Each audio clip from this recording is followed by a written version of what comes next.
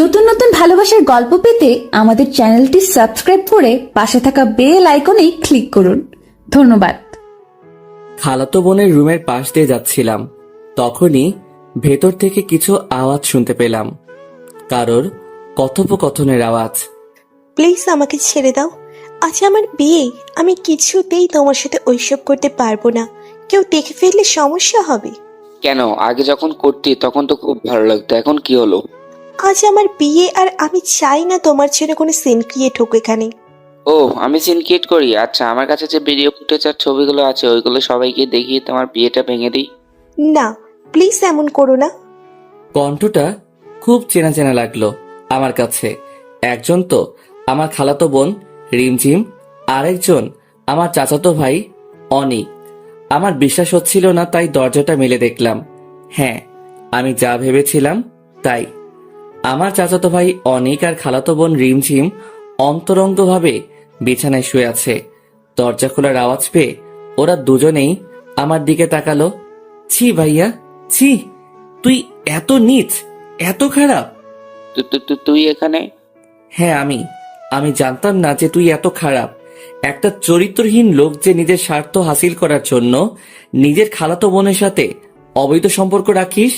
তো কি হয়েছে? দেখ, যা দেখেছিস বলে যা, এতে তোরও ভালো আর আমারও। আমাকে ভয় দেখাচ্ছিস? আমি তোর মুখোশ এখনই সবার সামনে টেনে খুলে দিব। বলেই সেখান থেকে চলে আসলাম। বিয়ে বাড়ি, তাই অনেক মানুষ। আব্বু আর আম্মুকে খুঁজতে লাগলাম। আব্বু কোনো এক কাজে বাইরে গেছে, তাই আম্মুকে খুঁজতে লাগলাম। আম্মুকে খালার সাথে দোতলায় দেখলাম। আম্মুকে ডাক দিলাম। কিরে, কি হয়েছে? এভাবে ডাকলি কেন? তোমাকে কিছু বলার আছে। বল তাড়াতাড়ি। আম্মুকে সবটা বললাম। আম্মু সবটা শুনে বিশ্বাস করতে চাইল না। পাশে যে খালা দাঁড়িয়েছিল সেটা খেয়াল করিনি, খালাও সবটা শুনে ফেলে। তুই প্রণাম করতে পারবি? পিছন থেকে হঠাৎ খালার কণ্ঠ শুনে চমকে উঠলাম। আরে খালা, তুমি কি প্রমাণ করতে বলছো? সেগুলো আমার মেয়ে আর অনেকের নামে বললি। খালা যখন শুনে ফেলেছো তখন প্রমাণ করাই যায়।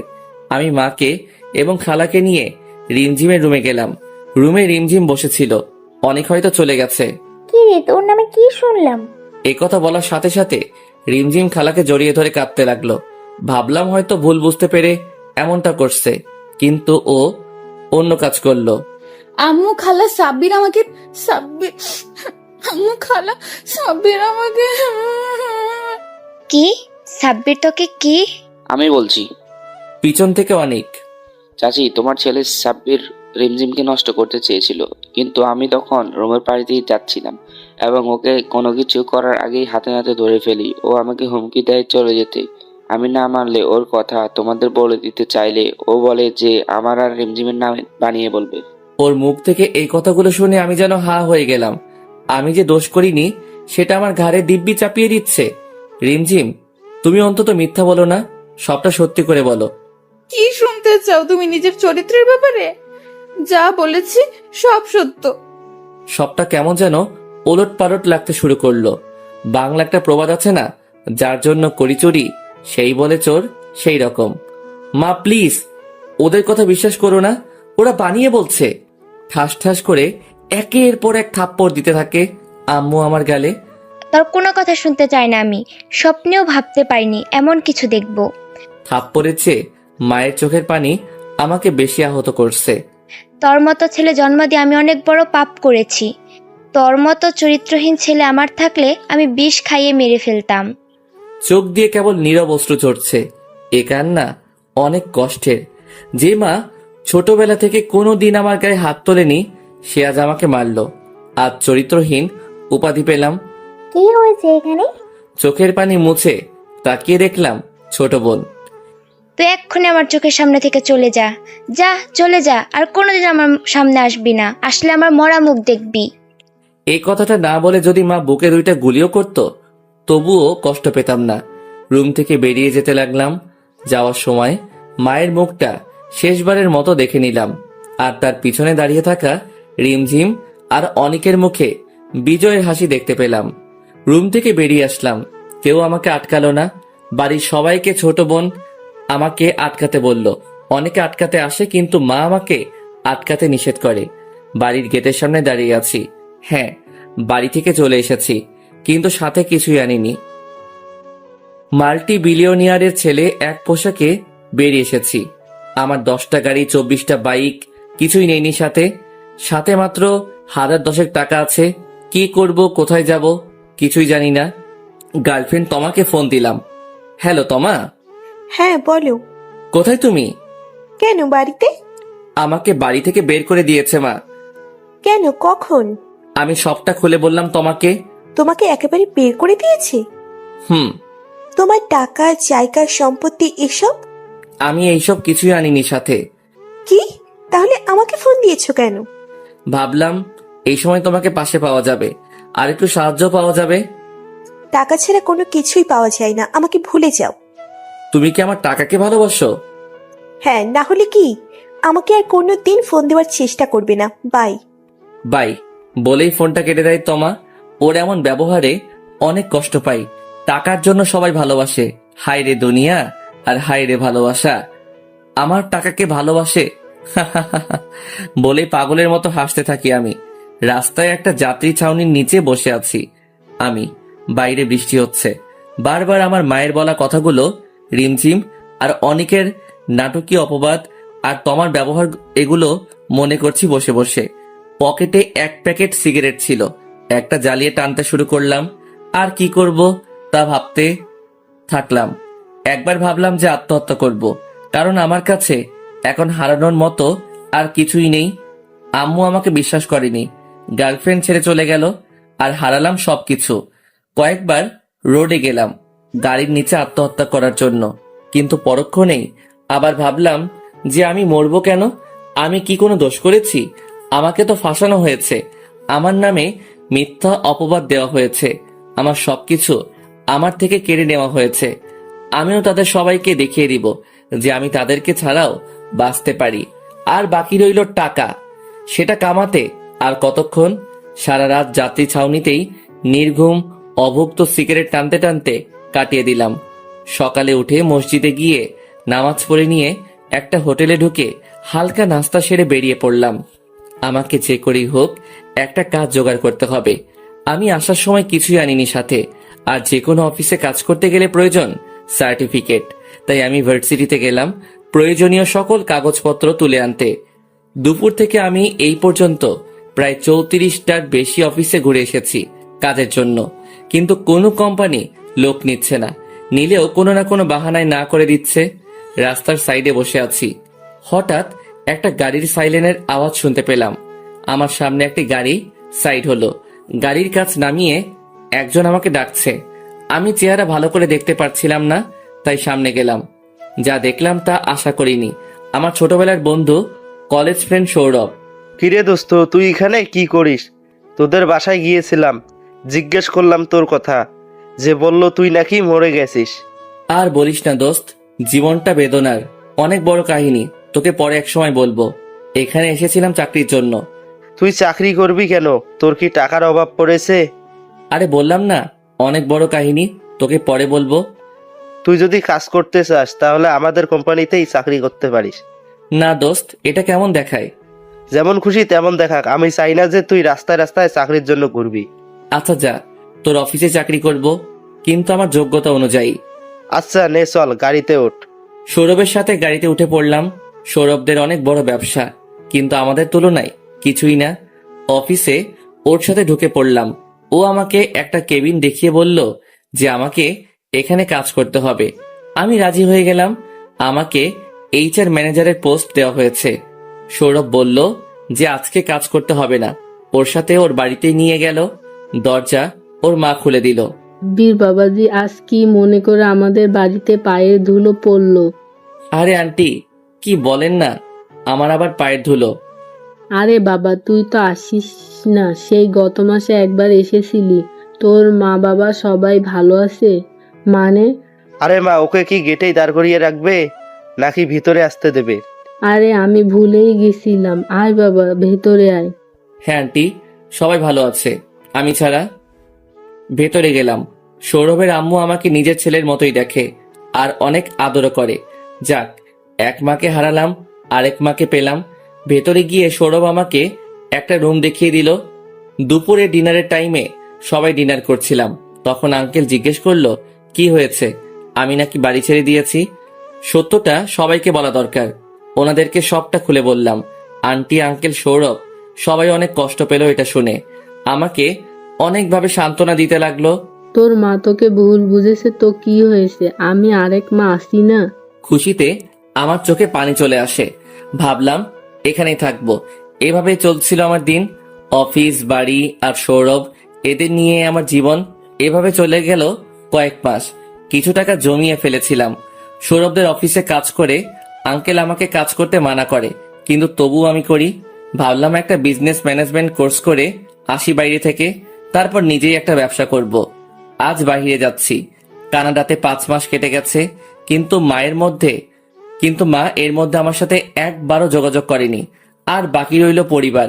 ওরা আম্মুর আদেশের বাইরে এক পাও নড়ে না। আব্বুও আম্মুকে ভয় পায়, প্লেন ছেড়ে দিয়েছে। এয়ারপোর্টে আঙ্কেল, আন্টি আর সৌরভ এসেছিল আমাকে এগিয়ে দিতে। অবশেষে কানাডার মাটিতে ল্যান্ড করলাম। কানাডায় সময় ভালোই কাটছিল। পড়ালেখা আর নিজেকে নিয়ে অনেক ব্যস্ত হয়ে পড়েছিলাম। এর পাশাপাশি পার্ট টাইম জবও করতে লাগলাম। 8 মাসের কোর্স ছিল, যেটা কমপ্লিট হতে সময় লাগবে। আমি 8 মাস পর আজ দেশে ফিরছি। কোর্সটা কমপ্লিট হয়ে গেছে। কাউকে জানাইনি যে আজ ফিরছি। সোজা সৌরভদের বাড়িতে গেলাম, কারণ আমার আপনজন বলতে এরাই আছে। কিন্তু গেটে তালা দেওয়া। দারোয়ানকে জিজ্ঞাসা করলাম। দারোয়ানের জবাব শুনে আমি অনেক বড় শকড হলাম। দারোয়ান বলল যে সৌরভদেরকে ব্যাংক এই বাড়ি থেকে বের করে দিয়েছে। আমি ভাবতে লাগলাম, কি এমন হলো যে সৌরভদেরকে বাড়ি ছাড়া হতে হলো। অফিসে গেলাম। অফিসের মালিক চেঞ্জ হয়ে গেছে, কিন্তু পুরনো অনেক স্টাফ আছে। ওদের জিজ্ঞেস করে জানতে পারলাম যে সৌরভরা ব্যবসায় অনেক বড় লস খায়, যেটা সামলাতে ব্যাংক থেকে লোন নেয়। পরে সেটা আর শোধ করতে পারে না। পরে ব্যাংক নিলাম ডেকে সবকিছু বিক্রি করে দেয়। এই জন্যই বোধহয় সৌরভের সাথে কয়েক মাস যাবত কথা হয় না। সবার কাছে ওদের ঠিকানা চাইলাম, কেউ দিতে পারলো না। সারা শহরে ওদের খুঁজতে লাগলাম। অবশেষে একটা জিনিস মনে পড়লো যে সৌরভের মায়ের নামে ঢাকাতে একটা ছোট্ট বাড়ি আছে। সেটাতে গিয়ে খুঁজলে হয়তো পাওয়া যাবে। যেই কথা সেই কাজ, ওদেরকে সেখানে খুঁজতে গেলাম এবং পেয়েও গেলাম। বাড়িটা অনেক বড় না, 3 কামরার বাড়িটা, অনেক পুরনো। দরজা নক করতেই আন্টি দরজা খুলে দিলেন। আন্টিকে দেখে অনেক আনন্দ হলেও খুশি হতে পারলাম না। আন্টি আর আগের মতো নেই, শুকিয়ে গেছে। চোখের নিচে কালো দাগ পড়ে গেছে। আরে বাবা, তুই কবে ফিরলি? এতদিনে আমাদের কথা মনে পড়লো। আর বলো না আন্টি, আগে বলো যে তুমি কেমন আছো। এই তো বাবা, যেমন দেখছিস তেমনই। তোমাদের এই অবস্থা কেন? আর বলিস না বাবা, বিজনেসে লস খেয়ে আজ এই দশা। আন্টি আমাকে ভেতরে নিয়ে গেল। ভেতরে গেলাম। আন্টি, সৌরভ আর আঙ্কেলকে তো দেখতে পাচ্ছি না। ওরা কোথায়? বাড়িতে বসে থাকলে তো আর পেট চলবে না। তোর আঙ্কেলের তো আর এখন কিছুই নেই, তাই সে এখানে একটা অফিসে পিয়ন পোস্টে চাকরি করে। কি? আঙ্কেল পিয়ন পোস্টে চাকরি করে? এত বড় কোম্পানির সিইও এখন পিয়ন? আন্টি, আমার মানতে অনেক কষ্ট হচ্ছে। কি করার আছে বল। আর সৌরভটা চাকরি খোঁজে, সারাদিন ঘোরে। তোমাদের এই অবস্থা আমাকে একটিবার ফোন করে জানাবে না?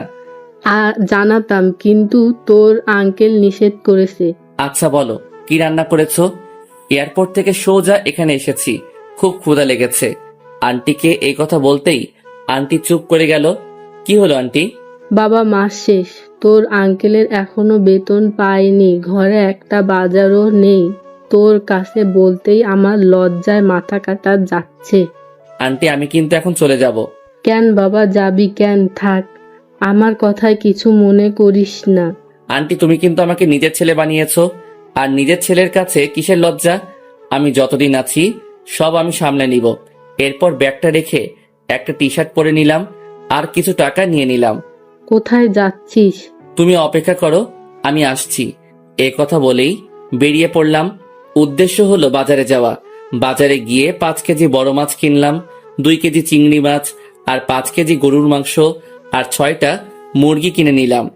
আর মাসিক যা বাজার লাগে সব কিনে একটা ভ্যানে করে নিয়ে বাড়ির উদ্দেশ্যে রওনা হলাম। বাড়িতে পৌঁছে কলিং বেল চাপলাম। কিরে, কোথায় চলে গেছিলি? আর বলো না, সামান্য কিছু কেনাকাটা করতে। এই কথাটা বলেই আমি সরে দাঁড়ালাম। ভ্যানওয়ালা ভাই সব ভেতরে নিয়ে যাচ্ছে। কিরে বাবা, এত বাজার কেন?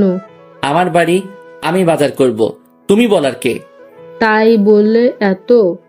আন্টি তোমরা কি খাও না খাও সব আমি জানি। আমার এই সামান্য বাজার দেখে বলছো এত বাজার? ভ্যানওয়ালা বাজার নামিয়ে দিয়ে চলে যায়। আমি গোসল করে বসে বসে টিভি দেখছি আর আন্টি রান্না করছে। আন্টি, হ্যাঁ বাবা, রান্নাঘর থেকে। আঙ্কেল আর সৌরভ আসলে বলো না আমি এসেছি, ওদের সারপ্রাইজ দিব। ওকে বাবা। একটু পরে আঙ্কেল আর সৌরভ আসে। আর বলো না, অফিস থেকে ফেরার পথে দেখি গাড়ি মুছার কাজ করছে। আমার ছেলে নাকি গাড়ি মুছবে, তাও আবার আমি বেঁচে থাকতে। মা, কিছু আছে খাবার মতন? খুব ক্ষুধা লেগেছে। আমি দরজার আড়াল থেকে সবটা দেখছি। সৌরভের অবস্থা আর আঙ্কেলের অবস্থা দেখে চোখ থেকে কয়েক ফোঁটা পানি বেরিয়ে আসলো।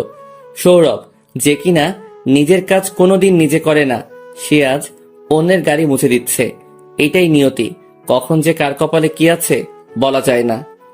মা, কিছু আছে খাবার মতন? খুব ক্ষুধা লেগেছে। সৌরভ, আমি আসার সময় মরিয়ার চানাচুর কিনে এনেছি, এগুলো খেয়ে ঘুমিয়ে পড়। না, আমি রান্না করছি, তো হাত মুখ ধুয়ে আয়। সৌরভ আর আঙ্কেল হাত মুখ ধুয়ে আসে। ঘরে তো বাজার নেই, তাহলে তুমি রান্না করলে কিভাবে? সেটা নিয়ে তোদের ভাবতে হবে না।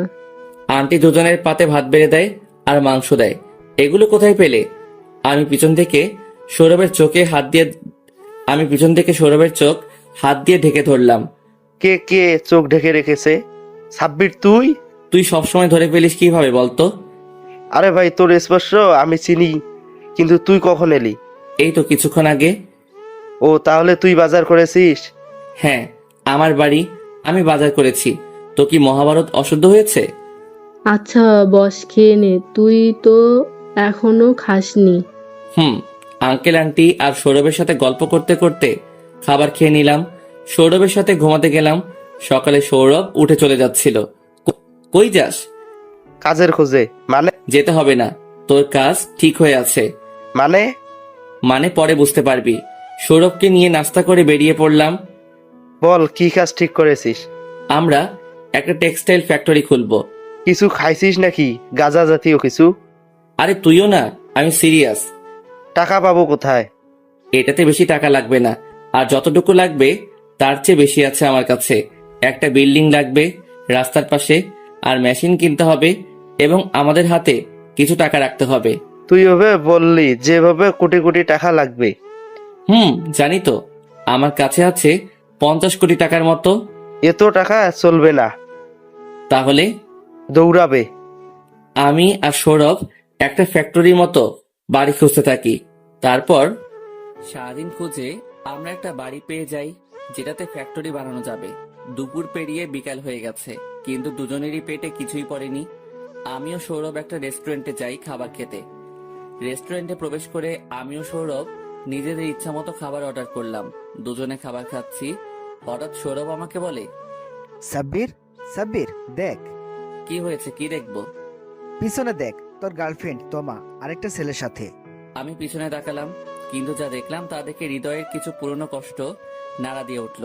তমা একটা ছেলের সাথে হাত ধরে রেস্টুরেন্টে ঢুকছে। ছেলেটাকে চিনতে আমার ভুল হলো না। আমাদের এসবি গ্রুপ অফ ইন্ডাস্ট্রিজের এসবি কনস্ট্রাকশনসের ম্যানেজারের ছোট ছেলে সে। ও আমাদের কোম্পানিতে কাজ করে। আমাদের সামনের টেবিলে এসে বসলো ওরা দুজন, কিন্তু তমা আমাকে দেখেনি। কি রে দোস্ত, তোর গার্লফ্রেন্ড অন্য ছেলের সাথে কেন? ওর সাথে তো তোর বিয়ের কথা পর্যন্ত হয়েছিল। আরে ভাই, সব কপাল। আমার কপালটা অনেক বড়, তাই সব আমার সাথে হয়ে থাকে। তবুও আল্লাহ যা করে ভালোর জন্যই করে। ওর সাথে তোর ব্রেকআপ হয়েছে? সেই দিনই, যেদিন আমি সব ছেড়ে চলে এসেছিলাম। আসলে ও আমার টাকাকে ভালোবাসতো, আমাকে না। দুজনেই খেয়ে দিয়ে উঠলাম, ওরাও খেলো। বিল দিতে কাউন্টারে গেলাম। আমি কার্ড বের করে বিল দিয়ে দিলাম। তমা আর ওর নতুন বিএফও আসলো বিল দিতে। তমা, আমি আজকে কার্ড ভুলে ফেলে এসেছি, তুমি বিলটা দিয়ে দাও। ওকে, নো প্রবলেম। তমা ব্যাগ থেকে কার্ড বের করলো, কিন্তু কার্ড সোয়াইপ করলো, কিন্তু কার্ড কাজ করছে না। ম্যাম, আপনার কার্ডে টাকা নেই। এটা কি করে সম্ভব? সেই দিনও তো দেখলাম কার্ডে 20 কোটি টাকা আছে। এই কার্ড তো আপনার না ম্যাম, এটার মালিকের নাম আফসান আহমেদ সাব্বির। হ্যাঁ, আমার কাজিনও। ওর কার্ড নিয়ে এসেছি। কি রে দোস্ত, ও তো তোর কার্ড ব্যবহার করছে। লাভ নেই, আমি সব টাকা মার অ্যাকাউন্টে ট্রান্সফার করে দিয়েছি। দেখ, ওরে মজা দেখাই। কি করবি? খালি দেখ। সৌরভ ওদের দিকে এগিয়ে গেল। কেমন আছো তোমা? ভালো, তুমি সৌরভ না? ও, তাহলে চিনতে পেরেছ। আচ্ছা, একটা কথা বলবা, সাব্বির তোমার কোন জন্মের কাজিন যে ওর কার্ড ব্যবহার করছো? তোমা কি বলবে ভেবে পাচ্ছে না। আসলেই তো কি বলবে, ম্যানেজার সন্দেহজনক দৃষ্টি নিয়ে তোমার দিকে চেয়ে আছে। ইয়ে মানে, আমি তো ওইটা বলি নাই। ম্যাম, আপনি কি কার্ড চুরি করে এনেছেন? যদি করে থাকেন তাহলে আমি এক্ষুনি পুলিশ ডাকবো। আরে কি বলছেন কি? আমি চুরি করতে যাব কেন? আমাকে দেখে কি চোর মনে হয়? তাহলে অন্য একজনের কার্ড ব্যবহার করছেন কেন? কার্ডে টাকা নেই, আবার বলছেন কাজিন, এখন বলছেন না।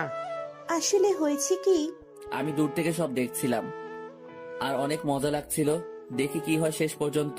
তমা ওর বফের দিকে করুণ দৃষ্টিতে তাকায়। সে কাকে যেন ফোন দিয়ে বিকাশে টাকা এনে দেয়। তমা হোটেলের বাইরে আসে আর ম্যানেজারকে অনেক কিছু বুঝিয়ে সৌরভ কথা পেঁচাচ্ছে আর তমা খালি ফেসে যাচ্ছে। হোটেলের সবাই তমাকে চোর ভেবেছে। বাইরে বেরিয়ে ওই ছোট লোকের বাচ্চা, আজকে সবার সামনে অপমানিত হলাম। বয়, আসলে তুমি কার কার্ড ব্যবহার করেছিলে?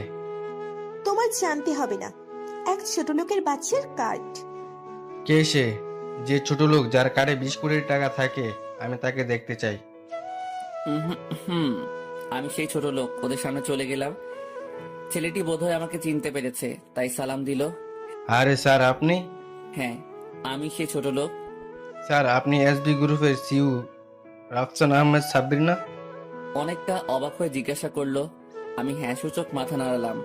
আরে তুমি কেমন মেয়ে যে স্যারের মতো মাল্টি মিলিয়নিয়ারকে ছোট লোক বলো? আর স্যারের যা আছে উনি ইশারা করলে তোমার মতো এমন হাজার হাজার মেয়ে লাইনে দাঁড়িয়ে থাকবে। থাকার বলতে হবে না, ওর থেকে সাবধানে থেকো। যতক্ষণ টাকা আছে ততক্ষণ ভালোবাসা পাবা। টাকা শেষ হলেই ভালোবাসা উড়ে ফুস হয়ে যাবে। তমা মাথা নিচু করে দাঁড়িয়ে আছে। কি বলবে? কিছু তো বলার নাই। আর তমা, টাকাগুলো আমি বের করে নিয়েছি। তোমাকে অপমানিত করার জন্য দুঃখিত। আর এই নাও, 500 টাকা ভাড়া দিয়ে বাড়িতে চলে যাও। এই ছেলে হয়তো একটু বাদে তোমাকে ছেড়ে চলে যাবে। এই বলে সেখান থেকে চলে আসলাম। আসলে তোমাকে আমি কলেজে থাকতে বার্সেলোনায় পছন্দ করেছিলাম। আমার ছোটবেলার অনেকটা সময় সেখানে কেটেছে। তখন ওকে প্রথম দেখাতেই ভালোবেসে ফেলেছিলাম। ওকে প্রপোজ করেছিলাম, ও অ্যাকসেপ্ট করে নিয়েছিল। আসলে ওর ভালোবাসা ছিল আমার বিলাসিতা আর টাকার প্রতি, আমার প্রতি না। আজকে মনটা অনেক হালকা লাগছে। সৌরভ আর আমি বেরিয়ে গেলাম একটা অটোতে করে। বাড়িটা কিনতে হলে 25 কোটি টাকা লাগবে। আমরা বলেছি কালকে যাব এবং ফুল পেমেন্ট করে দিব। আমার অ্যাকাউন্টে আছে 50 কোটি টাকার মতো।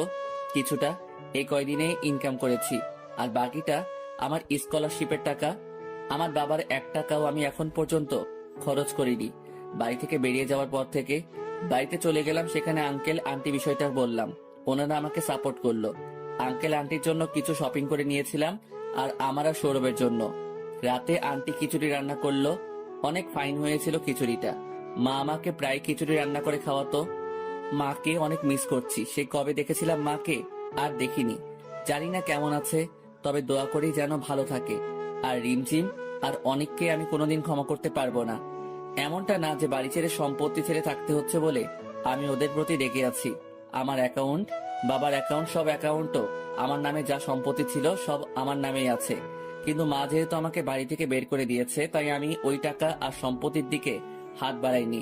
ওদের প্রতি আমার রাগ, কারণ ওরা আমাকে মায়ের নজরে খারাপ বানিয়েছে। আর ওদের জন্যই আমি এতদিন মায়ের আর বাবার স্নেহ থেকে বঞ্চিত। কিন্তু একটা কষ্ট আমার বুকে, মরে গেলেও থাকবে যে মা করে আমাকে ভুল বুঝলো। এসব ভাবতে ভাবতে কখন ঘুমিয়ে গেছে মনে নেই। সকালে ঘুম থেকে উঠলাম আন্টির ডাকে। আজ দিনটা স্পেশাল, কারণ আজ আবার নতুন ব্যবসার জন্য বিল্ডিং ক্রয় করতে যাব। আন্টির হাতের পরোটা আর আলুর তরকারি দিয়ে নাস্তা করলাম। সৌরভ আর আমি নাস্তা শেষে আন্টির রুমে গেলাম। আন্টি, আসবো? হ্যাঁ বাবাই, জিজ্ঞেস করার কি আছে? আন্টির কাছে গেলাম, গিয়ে ওনার পায়ে সালাম করলাম। আরে আরে, পা ছুচ্ছিস কেন? কেন, আমি তোমার পা ছুঁয়ে দোয়া চাইতে পারি না? আরে বাবা, এই জন্য সালাম করতে হবে? আন্টি, তোমাকে আমি মায়ের সম্মান দিয়েছি, তোমাকে আমি মা ভাবি, তাই তোমাকে মা ভেবে সালামটা করলাম। আরে বোকা, আমার দোয়া সবসময় তোদের সাথে আছে। তোরা অনেক দূর যাবি, আমি দোয়া করলাম। এই নে 50 টাকা রাখ। আমার কাছে টাকা আছে তো, টাকা লাগবে না। 50 টাকা বলে নিচ্ছিস না? আরে আন্টি, তুমি তো জানো আমার কাছে টাকা আছে, তাও কেন দিচ্ছ? আর টাকাটা বড় কথা না। যদি থাকতো তাহলে তোর বিজনেসের জন্য যত টাকা লাগতো আমরা দিতাম। কথাগুলো শুনে চোখ দিয়ে পানি বেরিয়ে এলো। আসলে এই দুনিয়ায় কেউ আপনজনদেরই ঠিক মতো কদর করে না। রক্তের সম্পর্ক থাকলেও কেউ এত ভালোবাসে না। বেরিয়ে পড়লাম রাস্তায়, উদ্দেশ্য ব্যাংক। ব্যাংক থেকে টাকা তুলে তারপর বাড়ির মালিকের থেকে বাড়িটা কিনতে হবে। ব্যাংকে পৌঁছে টাকা তুললাম 38 কোটি। এই টাকাই দাবি করেছে বাড়ির মালিক। আর বাড়িটা মানে যে প্রপার্টিটা আমরা কিনবো সেটা ইন্ডাস্ট্রিয়াল কাজের জন্য একেবারে পারফেক্ট। আর অনেকটা জায়গা জুড়ে আমরা চাইলে পরে নতুন বিল্ডিং করে ফ্যাক্টরিও বানাতে পারবো। উনি আমাদের ওনার বাড়িতে যেতে বলেছেন। ওনার বাড়িটা শহর থেকে অনেক ভেতরে, অনেক নিরিবিলি, রাস্তা দিয়ে যেতে হচ্ছে। তার উপরে এতগুলো টাকা। সিএনজি দিয়ে যাচ্ছিলাম, কিন্তু হঠাৎ সিএনজি ওয়ালা গাড়ি থামিয়ে দিল। আর কিছু লোক ছুরি ও বন্দুক নিয়ে আমাদেরকে ঘিরে ধরলো। এই ভাই, আপনি এখানে গাড়ি থামালেন কেন? আর ওনারাই বা কারা? তোর প্রশ্নের কোনো জবাব দিতে পারবো না। সেই ব্যাংক থেকে তোকে ফলো করছি। তোর ব্যাগ দেখে মনে হচ্ছে কোটি টাকার মতো আছে, তাই এখানে নিয়ে আসলাম। ভাই, দয়া করে এমন করবেন না। অনেক কষ্টের টাকা, একটা কাজের জন্য নিয়ে যাচ্ছি। এমন করবেন না ভাই। কান্নাকাটি করে লাভ নাই। আমি তোর কোনো জন্মের ভাই লাগি না, তাই আমার কাছে আগতি মিনতি করে কোনো লাভ নেই। আমাদের বন্দুক দেখে গাড়ি থেকে নামালো ওরা। মনে হচ্ছে ছিনতাইকারী। গাড়ি থেকে নামিয়ে ওরা টাকার ব্যাগটা কেড়ে নিল। এতগুলো বন্দুক আর ছুরির সামনে আমাদের হিরোগিরি চলবে না। আমরা কোনো সিনেমার হিরো না যে ডিসুম ডিসুম ফাইট করব। ওরা আমাদের নামিয়ে বেঁধে ফেলে চলে গেল টাকা নিয়ে। আসলে অভাগা যেদিকে চায় সাগর শুকিয়ে যায়, সে অবস্থায় আমাদের। একে তো এত কষ্ট, দুঃখের মাঝে একটা স্বপ্ন দেখতে শুরু করেছিলাম, সেটাও মুহূর্তে শেষ হয়ে গেল। রাস্তায় ঘন্টাখানেক পড়েছিলাম, পড়ানোর চেষ্টায় বাদন খুলতে সফল হলাম। রাস্তায় বসে বসে ভাবছিলাম কি করা যায়। চোখ দিয়ে টপ টপ করে পানি ঝরছিল। সৌরভ কান্না করছিল বাচ্চাদের মতো। ও আর আমি যে স্বপ্ন দেখছিলাম সেটার আর কোনোদিন হয়তো সম্ভব হবে না। দোস্ত, ওই লোকটা তো আমাদের আশায় বসে আছে। হ্যাঁ, চল ওনাকে বলে আসি যে আমরা প্রপার্টিটা কিনতে পারবো না। বাড়িটা বিশাল, মনে হচ্ছে বিয়ে বাড়ি হবে। হয়তো ডেকোরেশন দেখে মনে হচ্ছে যে এখানে একটা বিয়ের আয়োজন করা হয়েছে, কিন্তু বাড়িতে তেমন কাউকে দেখতে পেলাম না। যাই হোক, খুঁজে দেখি কেউ আছে কিনা। আরে, বাড়িতে বোধহয় মালিক নেই। কিন্তু এরকম একটা বাড়িতে যেখানে সব সাজানো, সেখানে কেউ থাকবে না, এটা কোনো কথা? সেটাই মনে হয়। বাড়িটা শহর থেকে একটু ভেতরে, তাই হয়তো মানুষজন কম এখানে। এই, আপনারা এখানে কি করতেছেন? জানেন না এটা প্রাইভেট প্রপার্টি? এখানে অনুমতি ছাড়া ঢোকার সাহস পেলেন কোথায়? আর অনুষ্ঠান আর হবে না। হঠাৎ করে একজন বৃদ্ধ মতো লোক আমাদের সামনে এসে উপরের কথাগুলো বললেন। দেখে মনে হচ্ছে মালি হবে হয়তো। আমাদের আপনি ভুল বুঝছেন, আমরা অনুমতি নিয়ে এসেছি। এখানকার মালিক আমাদেরকে আসতে বলেছেন, কিন্তু ওনাকে তো দেখতে পাচ্ছি না। ও দুঃখিত, আসলে উনি বাড়িতেই উপরের তলায় আছেন। ওনার মেয়েকে বিয়ের আসর থেকে এখানকার ল্যান্ড মাফিয়া কিডন্যাপ করেছে, তাই উনি অনেক টেনশনে আছেন। কি? ল্যান্ড মাফিয়া ওনার মেয়েকে কিডন্যাপ করেছে? উনি পুলিশ না মেয়ে, এখানে বাড়িতে বসে কি করছেন? আমি আপনাদের এত কিছু বলতে পারবো না। কিছু জানার থাকলে আপনারাই জেনে নিন। উনি দোতলায় আছেন। লোকটির কথা মতো আমি আর সৌরভ দোতলায় গেলাম। একটা রকিং চেয়ারে বুড়ো লোকটি বসেছিলেন। আসসালামু আলাইকুম। উনি হয়তো শুনতে পাননি, তাই আবার সালাম দিলাম। উনি খানিকটা না অনেকটা একটু হকচকিয়ে উঠলেন। আসলে টেনশনে থাকলে যা হয় আর কি। আঙ্কেল, আমরা দুজন এসেছিলাম। ও, তোমরা এসেছো, বসো বাবারা। আঙ্কেল, আমি বলতে চেয়েছিলাম যে আমরা যে বলছিলাম বাড়িটা কিনবো, সেটা আর কেনা হবে না। আরে কি হবে বাড়ি বিক্রি করে? যার জন্য বাড়িটা বিক্রি করবো সেই তো নেই। আরে আঙ্কেল, আপনি পুলিশে যাচ্ছেন না কেন? যাবো কিভাবে? পুলিশকেও তো ওরা কিনে রেখেছে। ওরা এত ডেঞ্জারাস? হ্যাঁ। আচ্ছা, আমরা যদি আপনার মেয়েকে এনে দিতে পারি? কি? তোমরা পারবে? তোমরা যদি পারো তাহলে যা চাইবে তাই দিব। এই, তোর মাথা ঠিক আছে? কি থেকে কি বলছিস? আমি সাব্বিরকে সাইডে টেনে নিয়ে বললাম, তো কি হয়েছে? চেষ্টা করলে বা ক্ষতি কি? তুই জানিস না ওরা কত বড় মাফিয়া? দেখা যাবে। আচ্ছা আঙ্কেল, আপনার মেয়ের একটা ছবি আর ওই মাফিয়ার কিছু ডিটেলস চাই, তাহলেই হবে। হ্যাঁ, অবশ্যই।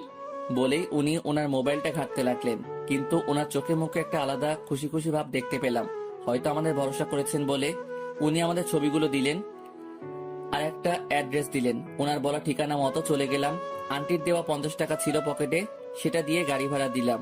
আর জায়গাটা বেশি একটা দূরে না, তাই পৌঁছে গেলাম। চারিদিকে করোনা আতঙ্ক, এর ভিতরে সৌরভ আমার ভিতরে আরেক আতঙ্ক ঢুকিয়ে দিয়েছে। একটা বিশাল মাঠের মাঝখানে একটা গ্যারেজের মতো, ওখানে হয়তো ওই মাফিয়া আছে। আর আঙ্কেলের মেয়েটার ছবি দেখিনি এখনো, তাই খাম থেকে ছবিটা বের করলাম। অসম্ভব সুন্দর একটা চেহারা, চোখ ফেরানো দায়। ছবিতে একটা মেয়ে হাসছে, আমি যেন মেয়েটির চোখের মাঝে হারিয়ে যেতে লাগলাম। আরে ছবিটা খেয়ে ফেলবি নাকি? আমার হুঁশ নেই, কোনো কথাই কানে যাচ্ছে না। আরে আমি কিছু বলছি, কেন যাচ্ছে তোর? বলে আমাকে একটা ধাক্কা দিল। হ্যাঁ হ্যাঁ বল, কি হয়েছে? ষাঁড়ের মতো চেঁচাচ্ছিস কেন? তুই কি ছবিটার ভিতরে ঢুকে যাবি নাকি? আরে এমনি। মনে হয় মেয়েটাকে পছন্দ হয়েছে। আরে তুই কি ঘটক নাকি, বিয়ে করিয়ে দিবি?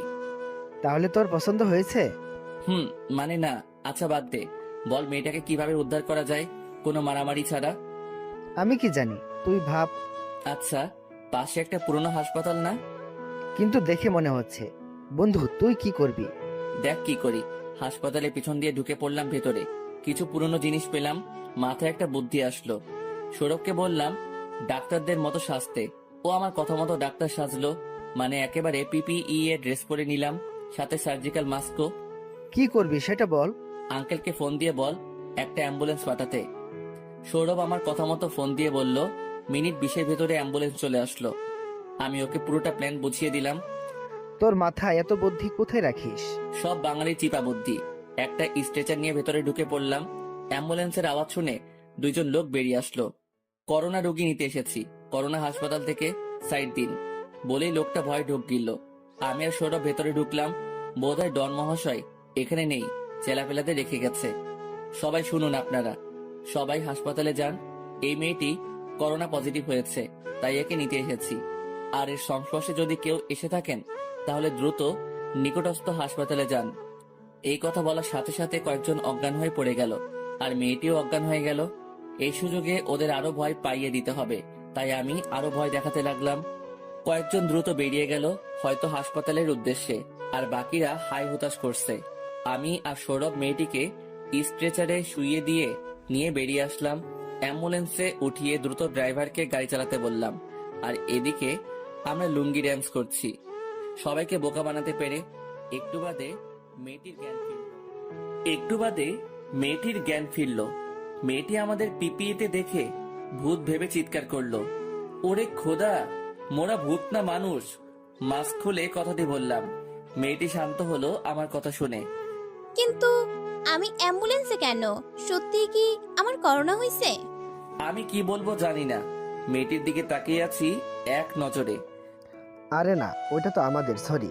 এই যে সাব্বিরের চেপা বুদ্ধি, আপনাকে ওখান থেকে বের করে আনার জন্য। মানে বিনা রক্তপাতে শত্রুদের অজ্ঞান করার নিনজা টেকনিক। মেয়েটি সৌরভের কথা শুনে খিক খিক করে হাসতে লাগলো। ওর হাসি দেখে আমি ঘায়েল, এরকম সুন্দর করে কেউ হাসতে পারে আজ জানলাম। এই যে মিস্টার, আপনি এভাবে চেয়ে আছেন কেন? কিছু বলবেন নাকি বোবা? ইয়ে মানে মানে হচ্ছে আসলে। থাক, তোকে আর বলতে হবে না, আমি বলছি। আসলে ও একটু লাজুক তো, তাই কথা কম বলে। ও আচ্ছা, তো আপনারা আমাকে বাঁচালেন কেন? সৌরভ ওকে বলল কিভাবে ওর বাবার কথা শুনে আমরা এসেছি সেটা। এর মধ্যে আমরা মেয়েটির বাড়িতে চলে এসেছি। অ্যাম্বুলেন্সটা সোজা বাড়িতে ঢুকে গেল। আমরা মেয়েটিকে নিয়ে ওর বাবার কাছে গেলাম। মেয়েটির বাবা হয়তো নিজের চোখকে বিশ্বাস করতে পারছে না, আর আমাদের অক্ষত দেখে তো আরো অবাক হচ্ছেন। যেখানে পুলিশ সহ কেউ কিছু করতে পারলো না, সেখানে দুটি সাধারণ ছেলে কিভাবে এই অসাধ্য সাধন করলো সেটা ভাবছেন হয়তো। মা তুই এসেছিস, আমি তো ভেবেছিলাম তোমাকে হারিয়ে ফেলেছি। আব্বু, তোমার লোকেরা যে এত বুদ্ধিমান সেটা নিজের চোখে না দেখলে বিশ্বাস করব না। তো ইয়াংম্যান, তোমরা কিভাবে ওকে আনলে? সৌরভ সবটা বলল ওনাকে। সবটা বলার পর উনি মাটিতে গড়াগড়ি খাচ্ছেন হাসতে হাসতে। একটু আগে যার মুখে কোনো হাসির চিহ্ন ছিল না, সে এখন হাসতে হাসতে মাটিতে গড়াগড়ি খাচ্ছে। তোমার বন্ধুর প্রশংসা করতে হবে, তো বলো এর বিনিময়ে তোমরা কি চাও? তোমরা যা চাবে তাই দিব। বেশি কিছু না আপনার। সৌরভ হয়তো কিছু বলতে চাইছিল, কিন্তু ওকে থামিয়ে দিয়ে আমি বলতে লাগলাম, আঙ্কেল আমাদের কিছুই লাগবে না, আপনার মেয়ের জীবন বাঁচাতে পেরেছি, এটাই আমাদের অনেক বড় পাওয়া। এর থেকে বেশি কি চাওয়ার থাকতে পারে? আর আপনার কাছে কিছু চেয়ে আমরা এর বিনিময় করতে পারবো না। মেয়েটি সহ ওর বাবা আমার দিকে ক্যাবলা কান্তের মতো চেয়ে আছে। এরকম হওয়াটাই স্বাভাবিক, কেননা এরকম ধনীর মেয়ের জীবনের বিনিময়ে যে কেউ অনেক বড় কিছু চাইবে। কিন্তু সেখানে আমার এরকম উত্তর শুনে ওনারা হয়তো অবাক হয়েছেন। এটা কি করে হয়? তোমরা আমার মেয়ের জীবন বাঁচালে আর কিছু নিবা না? আঙ্কেল, চাওয়ার মতো অনেক কিছুই আছে, কিন্তু একটা জিনিস যেটা আপনার এত সম্পত্তি থাকা সত্ত্বেও আপনার মুখ কিছুক্ষণ আগে হাসি ছিল না, আমাদের জন্য আপনার মুখ এখন হাসি আছে, এটাই অনেক বড় পাওয়া। আমরা কারোর সুখের কারণ হতে পেরে। বেশি কিছু না আপনার। সৌরভ হয়তো কিছু বলতে চাইছিল, কিন্তু ওকে থামিয়ে দিয়ে আমি বলতে লাগলাম, আঙ্কেল, আমাদের কিছুই লাগবে না, আপনার মেয়ের জীবন বাঁচাতে পেরেছি, এটাই আমাদের অনেক বড় পাওয়া। এর থেকে বেশি কি চাওয়ার থাকতে পারে? আর আপনার কাছে কিছু চেয়ে আমরা এর বিনিময় করতে পারবো না। মেয়েটি সহ ওর বাবা আমার দিকে ক্যাবলা কান্তের মতো চেয়ে আছে। এরকম হওয়াটাই স্বাভাবিক, কেননা এরকম ধনীর মেয়ের জীবনের বিনিময়ে যে কেউ অনেক বড় কিছু চাইবে। কিন্তু সেখানে আমার এরকম উত্তর শুনে ওনারা হয়তো অবাক হয়েছেন। এটা কি করে হয়? তোমরা আমার মেয়ের জীবন বাঁচালে আর কিছু নিবা না? আঙ্কেল, চাওয়ার মতো অনেক কিছুই আছে, কিন্তু একটা জিনিস যেটা আপনার এত সম্পত্তি থাকা সত্ত্বেও আপনার মুখ কিছুক্ষণ আগে হাসি ছিল না, আমাদের জন্য আপনার মুখ এখন হাসি আছে, এটাই অনেক বড় পাওয়া। আমরা কারোর সুখের কারণ হতে পেরেছি, এটাই অনেক। আচ্ছা আঙ্কেল, আমরা তাহলে এখন আসি। না, এটা কি করে হয়? তোমরা কিছু নিবা না, অন্তত আমার মেয়ের বিয়ের দাওয়াতটা তো গ্রহণ করো। সৌরভ হয়তো আমার প্রতি রেগে আছে, এটাই স্বাভাবিক। আমি হ্যাঁ বলে দিলাম। ওনাদের মুখে হাসি দেখতে পেলাম। একটু পরে বাড়িটা আবার সবার সমাগমে গম গম করতে লাগলো। সন্ধ্যা হয়ে এসেছে। আমি আর সৌরভ আঙ্কেলকে হেল্প করছি বিভিন্ন কাজে। একটু পরে কয়েকটা গাড়ি ঢুকলো বাড়িতে। গাড়িগুলো চেনা চেনা লাগলো। এর মধ্যে আমার বাড়ির কিছু গাড়ি দেখতে পেলাম। হয়তো ওনাদের কেউ নিমন্ত্রণ করা হয়েছে। এটা আমার জন্য সুবিধাজনক না, কারণ আমি চাই না যে ওনারা কেউ, বিশেষ করে আমার মা, খালা, এনারা কেউ আমাকে দেখুক। আমি সৌরভকে সবটা বললাম। সৌরভ আমাকে নিয়ে চলে যেতে চাইলো। আমি ওর সাথে বেরিয়ে যেতে চাইলাম, কিন্তু পারলাম না। আঙ্কেল দেখে ফেললো আর আমাকে কাজে ব্যস্ত করে দিল। এখন যেতে চাইলেও পারছি না। গাড়িগুলো সব কয়েকটা বিশাল বাগানের একপাশে পার্কিং করা হলো, আর গাড়ি থেকে একে একে সবাই বেরিয়ে এলো। খালা, মা, বাবা, চাচা সবাইকে দেখতে পেলাম। অনেক রিমঝিমকে ছাড়া আর বরবেশে চেহারা ফুল দিয়ে ঢাকা একটা ছেলেকে দেখতে পেলাম। সেটা কে আমি জানি না। সবাই প্যান্ডেলের দিকে এগিয়ে গেলে আঙ্কেল ওনাদেরকে বরণ করে নিলেন। আমি সাইডে থেকে সবটা দেখছিলাম। মাকে দেখতে পেলাম। অনেকদিন পর সাথে বাবাকেও। মাকে দেখে চোখের পানি আর বাদ মানল না, টপ টপ করে ঝরতে লাগলো। আসলে বুকে জমা সব অভিমান ঝরে পড়ছে। সৌরভ আমাকে আবার চলে যেতে বলল, কিন্তু আমি ওকে না করলাম। এখানে থাকলে তো আন্টি আঙ্কেল তোকে দেখে ফেলবে। দেখবে না বলে মুখে রুমাল বেঁধে নিলাম মাস্কের মতো করে। এতে কেউ সন্দেহ করবে না, কারণ চারিদিকে করোনা ভাইরাস। সৌরভও একই জিনিস করলো। একটু বাদে কাজে চলে আসলেন, কিন্তু তার আগেই খালা আর খালু তাড়াহুড়ো করে বেরিয়ে গেল। কি হলো বুঝলাম না। আমাদের বাড়ির আরো অনেকেই গেল। সবার চেহারায় একটা আতঙ্ক দেখতে পেলাম। কি হয়েছে সেটা আমি জানি না। বিয়ে বাড়িতে এখন কেবল আম্মু, আব্বু আর চাচা চাচি সহ বাড়ির কিছু ছেলে মেয়েরা আছে। সৌরভকে সেখানে পাঠালাম দেখার জন্য কি হয়েছে। যা ভাই, দেখতো একটু কি হয়েছে, আমার খুব টেনশন হচ্ছে। ওকে ভাই, তুই চিন্তা করিস না, আমি গিয়ে দেখছি কি হয়েছে। সৌরভ গিয়ে আম্মুর সাথে দেখা করলো। আসসালামু আলাইকুম আন্টি, কেমন আছেন? আরে সৌরভ যে, বাবা কেমন আছো তুমি? এই তো আন্টি, আল্লাহ যেমন রাখছে তেমনই। কিন্তু আপনারা এখানে কি করছেন? আজ অনিকের বিয়ে, তাই এখানে এসেছি। অনেকের বিয়ে, এই কথাটি শুনে সৌরভ অনেক অবাক হয়, কারণ অনেক তো রিমঝিমকে ভালোবাসতো। তাহলে আবার অনেকের বিয়ে মানে? অনিকের বিয়ে কোথায়? কেন, এই যে প্যান্ডেল, এটা তো অনিকের বিয়ের জন্যই। এর মানে এই বিয়ে অনিকেরই? হ্যাঁ, অনিকেরই বিয়ে। তুমি এখানে কেন, আর এই বিয়েতেই বা কি করছো? সৌরভ সত্যিটা বলতে পারবে না, তাই মিথ্যা বলল যে যার মেয়ের বিয়ে ওনার সাথে সৌরভের ভালো সম্পর্ক, তাই দাওয়াত দিয়েছে। ও আচ্ছা। আন্টি, আপনাদের বাড়ির অনেককে দেখলাম চলে যেতে, কি হয়েছে, কোনো সমস্যা? বাবা, কি বলবো আর, তুমি কাছের লোক, তোমাকে তো আর মিথ্যা বলতে পারবো না। বাড়িতে সমস্যা হয়েছে, রিমঝিম আত্মহত্যা করেছে। রিমঝিম আত্মহত্যা করেছে কেন? বলো না বাবা, আমরা জানি না, সেই জন্যই ওর মা বাবা আরও কয়েকজন গেছে ওকে হাসপাতালে দেখতে। কেন আত্মহত্যা করেছে সেটা কি জানতে পারি? কি জানি বাবা, তুমি হয়তো জানো। সাব্বিরকে অনেক আর ওর জন্য বাড়ি থেকে বের করে দিয়েছে, সাব্বিরের নামে মিথ্যা অপবাদ দিয়েছে। তারপর আর কি, সেই দিন রিমঝিমের বিয়ে ছিল, কিন্তু যখনই বিয়েটা হতে যাচ্ছিল তখনই রিমঝিম মাথা ঘুরে পড়ে যায়। আর তারপর ডাক্তার এসে বলে যে রিমঝিম প্রেগনেন্ট। তারপর বিয়েটা ভেঙে যায়। তো বাচ্চার বাবা কে? সাব্বির। কি কি সব যাতা বলছেন? হ্যাঁ বাবা, ওকে যখন জিজ্ঞাসা করা হয় তখন ও এটাই বলে। আমারও বিশ্বাস করতে পারিনি, কিন্তু ওর কথা তো আর ফেলে দেওয়া যায় না। আন্টি হয়তো অনেক বড় ভুল করেছেন, আমি জানি না, তবে সাব্বিরের জন্য আমাদের মাথা কাটা গেছে, আর মান সম্মান যা ছিল সব চলে গেছে। ওকে আমি কোনোদিন ক্ষমা করতে পারবো না। জানি না কি পাপ করেছিলাম যে ওর মতো সন্তান পেটে ধরেছিলাম। আগে জানলে বিষ খাইয়ে মেরে ফেলতাম। সৌরভ হঠাৎ করে হা হা করে হাসতে থাকে অনেক জোরে। কি হয়েছে সৌরভ, তুমি হাসছো কেন? এমনি আন্টি, আমি আসছি, ভালো থাকবেন। আল্লাহ সবাইকে ভালো রাখুক। অনেক রিমঝিম সবাইকে। মানে কিছু না। এই কথা বলেই সৌরভ চলে আসে।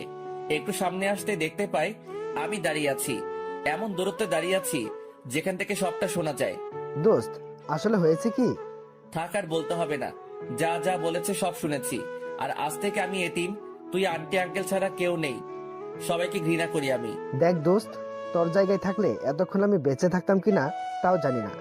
তবে একটা কথা বলি, তুই হার মানিস না কখনো। আল্লাহ তোর পরীক্ষা নিচ্ছেন। নিশ্চয় তোর জন্য ভবিষ্যতে ভালো কিছু আছে। আমি সৌরভের কথায় মাথা নাড়ালাম। হয়তো ও যা বলেছে সেটাই ঠিক। মার মুখে আমার নামে বলা কথাগুলো তখন থেকেই আমার কানে বাড়ি খাচ্ছে। কিভাবে একজন মা তার সন্তানকে নিয়ে এরকম বলতে পারে? আমি তো কোনো দোষ করিনি, তাহলে কেন এমন ব্যবহার আমি বারবার পেয়ে যাচ্ছি? যেই মা আমাকে পেটে ধরে নিজের গর্ভকে কলঙ্ক দিচ্ছে, সেই একদিন আমাকে নিয়ে গর্ব করবে। আর বাকি রইল রিমঝিম আর অনেক, ওদের ব্যবস্থা আল্লাহ তাআলা করবেন। ওরা একটা নিষ্পাপ ছেলের গায়ে কলঙ্কের তীর মেরেছে, যেটার বিষক্রিয়ায় ওরাই ঘায়েল হবে। বিয়ের সময় হয়ে এসেছে। কাজী সাহেব অনেকক্ষণ ধরে অপেক্ষা করছেন। অনেকের স্বাক্ষর নেওয়া হয়ে গেছে, এখন মেয়েটি স্বাক্ষর নিতে যাবে। কাজী সাহেব, মেয়েটি স্বাক্ষর নেওয়া হচ্ছে মানে মেয়েটিকে দিয়ে কবুল বলানো হচ্ছে। কি আজব তাই না? একটা ছেলে একটা নয়, বরং অনেক মেয়ের জীবন নিয়ে খেলা করার পরেও সোনার ছেলে হয়ে ঘুরে বেড়াচ্ছে। আর এদিকে আমি কিছু না করেই অপরাধীর মতো সাজা ভোগ করছি। মেয়েটি স্বাক্ষর করতে যাবে, ঠিক তখনই আম্মু এসে সবাইকে থামতে বলল। থামুন সবাই, এ বিয়ে হবে না। কেন, কি হয়েছে? কোনো সমস্যা?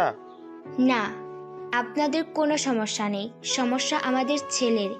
এই ছেলে আপনার মেয়েকে বিয়ে করার যোগ্যতা রাখে না। এর বউ বাচ্চা সব আছে, যেটা আমরা জানতাম না, মাত্র জানতে পারলাম। তাই আমরা চাই না যে ও আপনার মেয়ের জীবন নষ্ট করুক। আম্মু কি বলছে সব আমার মাথার উপর দিয়ে যাচ্ছে। এটা শুধু আমার ক্ষেত্রে না, সবার ক্ষেত্রেই। সবাই অবাক হয়ে গেছে আম্মুর কথা শুনে। সবচেয়ে বেশি অবাক হয়েছে অনেক, কারণ ও ভাবতে পারিনি এভাবে ওর মুখোশটা সবার সামনে আম্মু এভাবে খুলে দিবে। এটা দেখে আমিও অবাকের চরম পর্যায়ে আছি। চাচা এসে অনেকের সামনে দাঁড়ালো আর ঠাস ঠাস ঠাস ঠাস করে কয়েকটা চর বসালো অনেকের গালে।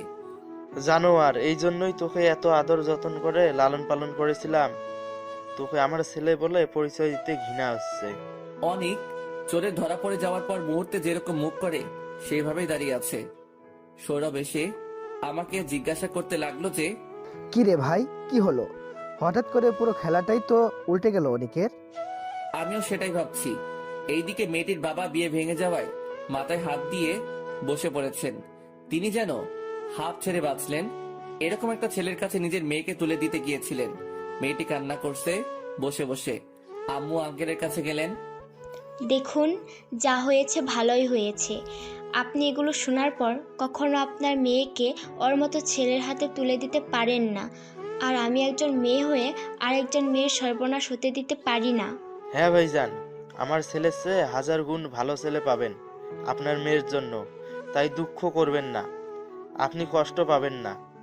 কষ্ট তো আমাদের পাওয়ার কথা, এরকম একটা ছেলেকে জন্ম দেওয়ার অপরাধে। বিয়ে বাড়িটা যেন একটা মরা বাড়িতে রূপ নিয়েছে। সবাই চুপচাপ, কেউ কানে কানে ফিসফিস করছে।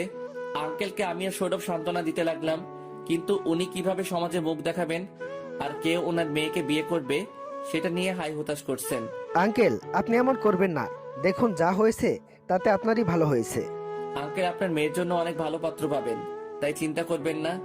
কে বিয়ে করবে আমার মেয়েকে? এরপর যদি ওর কোনো দোষ নাও থাকে তাও সবাই ওকে কলঙ্ক দেবে। আরে আঙ্কেল, কি বলেন এসব? কি করবে বিয়ে? চিন্তায় পড়ে গেলাম। একেই বলে মাইন্ডটা চিবা। কি করব ভাবছি। মেয়েটি অত্যন্ত রূপসী, এরকম বউ হোক কে না চাইবে। আর ওকে দেখে তো আমি প্রথম দেখাতেই সেই লেভেলের ক্রাশ খেয়ে বসে আছি। কিন্তু উনি কি আমার বর্তমান পরিচয়ে ওনার মেয়েকে আমার হাতে তুলে দেবেন? আপনি কি আপনার মেয়েকে আমার হাতে তুলে দেবেন? আমার না আছে গাড়ি, না আছে বাড়ি, না আছে কোটি কোটি টাকা, তাই আপনার কথা আমার কাছে কৌতুক ছাড়া আর কিছুই মনে হলো না। বাবা, এত কথা বলে তুমি আমাকে লজ্জা দিচ্ছ। টাকা পয়সা গাড়ি বাড়ি থাকলেই কেউ মানুষ হয় না। আর তোমার কাছে আর কিছু থাকবে না থাক, একটা অনেক বড় মন আসছে, যার থেকে মূল্যবান আর কিছু হয় না। তাই আমার মেয়েকে তোমার কাছে বিয়ে দিতে পারলে আমি অন্তত আনন্দিত হব। মরে গেলেও চিন্তা থাকবে না। আপনি ইয়ার কি করছেন কি আঙ্কেল? আসলে আপনার মেয়ের সাথে আমাকে বিয়ে দিবেন? তুমি রাজি থাকলে এক্ষুনি এই মুহূর্তে। কি রে সৌরভ, কি বলিস? দোস্ত, আমার কিছু বলার নাই। তোর ইচ্ছাই আমার ইচ্ছা। আচ্ছা আঙ্কেল, আমি রাজি। তুমি রাজি বাবা? হ্যাঁ আঙ্কেল, আমি রাজি। আপনি বিয়ের ব্যবস্থা করুন। বাবা, তোমার হাতে আমার মেয়েকে তুলে দিতে পারলে সৌভাগ্য আমার। এই ছেলের থেকে বেশি পছন্দ আমার মেয়ের জামা হিসাবে তোমাকে। আঙ্কেল চলে গেলেন সবকিছুর অ্যানাউন্সমেন্ট করতে। তখনই মাইকে অ্যানাউন্স করা হলো, আমন্ত্রিত সকল অতিথিবৃন্দকে জানাচ্ছি যে আজকে আমার মেয়ের বিয়ে হবে। আপনারা অনুষ্ঠান থেকে কেউ চলে যাবেন না। আঙ্কেল মাইকে অ্যানাউন্স করলো। একটু বাদে একটা ছেলে আর একটা মেয়ে আমাকে নিয়ে গেল সাথে করে। তারা আমাকে একটা রুম দেখিয়ে পাঞ্জাবি দিয়ে বলল রেডি হতে। আমি রেডি হয়ে নিচে চলে আসলাম। 3 তলা বাড়িটা অনেক বাংলা ছবি আর স্টার জলসা জি বাংলা নাটকের বাড়িগুলোর মতো। বাড়ির ভিতরে সবাই চলে এসেছে। যেহেতু করোনা পরিস্থিতি, তাই বেশি কজনকে দাওয়াত দেওয়া হয়নি। সবাই সবার থেকে দূরত্ব বজায় রাখছে। মানুষ কম এসেছে বললে ভুল হবে, অনেক মানুষ আছে এখানে। আমি সিঁড়ি দিয়ে নেমে চলে আসলাম। আঙ্কেল আমাকে সবার সাথে মিট করিয়ে দিলেন। সবাই আমাকে সাদরে গ্রহণ করলো, কিন্তু তবুও একটা জিনিস আমার মনে খটকা লাগছে যে আমি তো রাজি, কিন্তু যাকে বিয়ে করতে চলেছি সে রাজি কিনা সেটাই জানা হয়নি। তাই আঙ্কেলকে ডাকলাম। হ্যাঁ বাবা, বলো, কোনো সমস্যা? না আঙ্কেল, শুধু একটা জিনিস জানার ছিল। হ্যাঁ বলো নিঃসংকোচে। যাকে বিয়ে করতে চলেছি সে রাজি তো এই বিয়েতে? সেটা নিয়ে ভেবো না, আমার পছন্দই ওর পছন্দ। আচ্ছা আঙ্কেল। একটু বাদেই কাজী বিয়ে পড়িয়ে ফেললো। বিয়ে সম্পন্ন, কিন্তু এখনো আমি আমার বউয়ের নামই জানি না। অনেক আজব, তাই না? যেহেতু আমার এখন কোনো বাড়ি নেই, আছে যেটা আছে সেটা সৌরভদের বাড়ি। আঙ্কেল বলল এখানে থেকে যেতে, তাই আমি মানা করলেও উনি শুনবেন না। আমি আন্টি এবং আঙ্কেলকে ফোন দিয়ে সবটা বললাম। উনি আমার বিয়ের কথা শুনে অবাক হলেও অনেক খুশি হয়েছেন, কিন্তু একটু রাগও করেছেন বটে, না জানিয়ে করার জন্য। কিন্তু আমি কি করতে পারি? এখানে আমি নিজেই এখনো ভাবছি কি থেকে কি হয়ে গেল। আর আমার বাবা মা পরিবার কেউ জানতে পারলো না যে আমি বিয়ে করেছি। আর জানলেই বা কি, তারা তো পারলে আমাকে ছোটবেলায় মেরেই দিত। তারা আবার আমার বাবা মা নাকি? ঘন্টাখানেক আগেও আমি অবিবাহিত ব্যাচেলর ছিলাম, কিন্তু এখন বিবাহিত। সৌরভকে রুমে শুতে পাঠিয়ে দিল আঙ্কেল। শুতে যাওয়ার আগে বলে গেল, দোস্ত, তোকে বিড়াল টিড়াল মারতে বলবো না, শুধু এটুকু বলবো মেয়েটার হয়তো তোকে মেনে নিতে কষ্ট হবে, কিন্তু আমি জানি যে ও তোর মতো মানুষকে ভালো না বেসে পারবে না। একদিন না একদিন তোর কাছে ধরা দিবেই। দোয়া রইল আজকের জন্য। এরকম বন্ধু পাওয়া ভাগ্যের ব্যাপার, সবার কপালে এমন বন্ধু জোটে না। আমি এখন ছাদে বসে আছি, ভাবছি বাসর ঘরে যাব কি যাব না। ব্যাপারটা কেমন জানো না, বিয়ে হতে চলেছিল একজনের সাথে, বাসর হবে আরেকজনের সাথে, আর আমিও বাসর ঘরে ঢোকার সাহস পাচ্ছি না। ভালোবেসেছিলাম তোমাকে নিজের সবটা দিয়ে, কখনো কোনো কিছুর কমতি অনুভব হতে দেইনি। যখন যা চেয়েছে তাই দিয়েছি, কিন্তু ওর ভালোবাসাটা আমার জন্য ছিল না, ছিল টাকার জন্য। আসলে টাকাই সব। এই জন্যই বোধ হয় গ্রিকরা বলে যে money is the second god in this world, মানে টাকাই পৃথিবীতে দ্বিতীয় ঈশ্বর। আজব শোনালেও এটাই সত্য। টাকা থাকলেই সব পাওয়া যায়।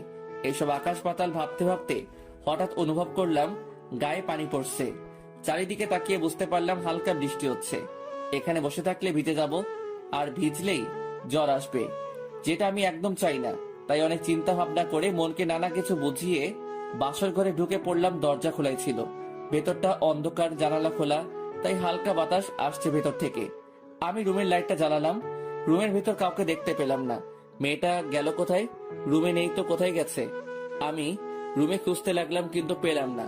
হঠাৎ বারান্দা থেকে আওয়াজ পেলাম। আমি কোন জিনিসটা না যে নিচে বা শোকেজে চিপাই খুঁজে পাবেন? আওয়াজটা সেই মেয়ের, টুকু, আমার বউয়ের। আমি বারান্দায় গেলাম, গিয়ে দেখলাম বারান্দায় দাঁড়িয়ে বাইরের দিকে তাকিয়ে আছেন। আমার বউ এখানে কি করছেন?